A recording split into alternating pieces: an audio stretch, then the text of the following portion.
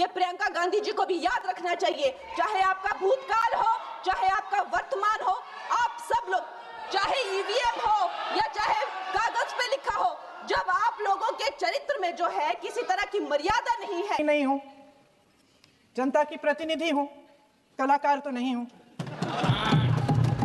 इसीलिए मैं भी सदन के सामने कुछ तथ्य रखना चाहती हूं, लेकिन सिर्फ तथ्य के रूप में रखना चाहती हूं।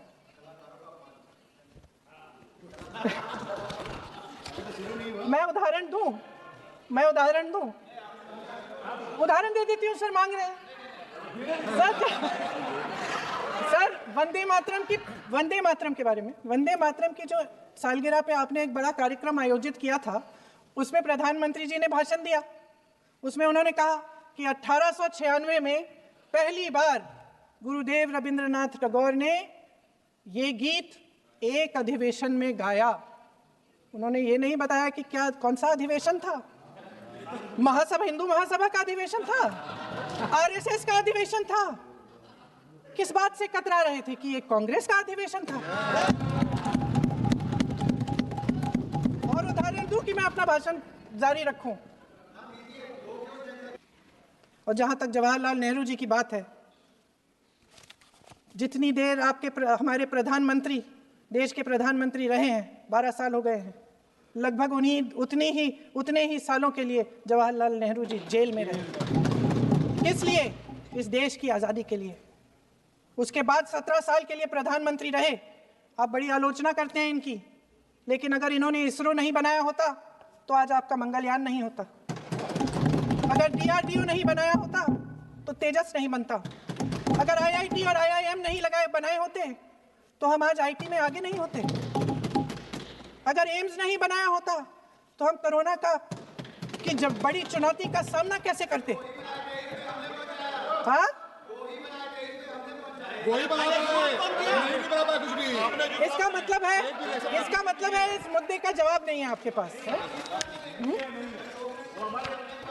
अगर इन्होंने BHEL, गेल, सेल, भाखड़ा नंगल ये सब नहीं बनाया होता जो आप सब बेच रहे हैं,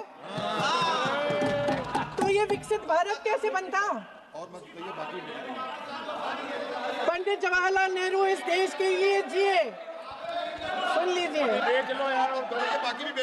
पंडित जवाहरलाल नेहरू इस देश के लिए जिए और देश की सेवा करते करते उन्होंने दम तोड़ा।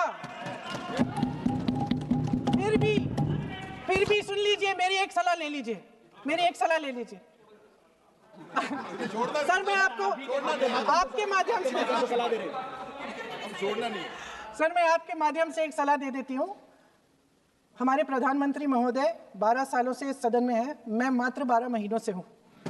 फिर भी छोटी सी सलाह है। उन्होंने अभी हाल ही में चुनाव था, कुछ महीनों पहले उन्होंने एक सूची निकाली थी कि विपक्षी दलों ने और विपक्ष के नेताओं ने कितने अपमान किए हैं इनके, और उसमें शायद 90-99 ऐसे उन्होंने अपमानों की सूची बनाई थी।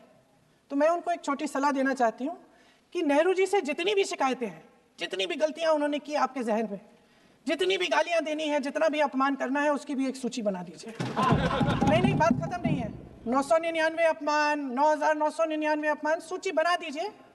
और फिर हम एक समय निर्धारित करते हैं। जैसे हमने 10 घंटे आज वंदे मातरम पर हमने बहस किया है ना, उस तरह से हम अध्यक्ष महोदय जी से पूछेंगे, एक समय निर्धारित करेंगे, 10 घंटे, 20 घंटे, 40 घंटे, जितने घंटों में आपकी ये शिकायत पूरी हो जाए, सदस्य आप शांत हो जाए और हम बहस कर लेंगे। लेकिन इस सदन का कीमती समय, जिसके लिए हमें यहाँ पे जनता ने भेजा है, जैसे हमें जनता की समस्याओं को हल करने के लिए चर्चा करनी चाहिए, इस्तेमाल करना चाहिए, उसको इसी के लिए इस्तेमाल करिए। उसके बाद जैसे अंग्रेजी में कहते हैं कि once and for all let's close the chapter, close कर लीजिए। देश सुन लेगा क्या क्या शिकायतें हैं, किसने क्या किया, इंदिरा जी ने क्या किया, राजीव जी ने क्या किया, परिवारवाद क्या होता है, नेहरू जी ने कौन सी गलतियां की, सुना लीजिए, फिर खत्म। उसके बाद बेरोजगारी, महंगाई, महिलाओं की समस्याएं, जो पीएमओ में हो रहा है उसकी बातें, उसकी चर्चा, जो बैटिंग ऐप के बारे में हो रहा है पीएमओ के अंदर, आप सदस्य प्लीज, जो एफस्टीन फाइलों में आपके मंत्री महोदय के नाम निकल आए हैं, माननीय उसकी चर्चा करेंगे। आप वंदे मातरम में बोले, आप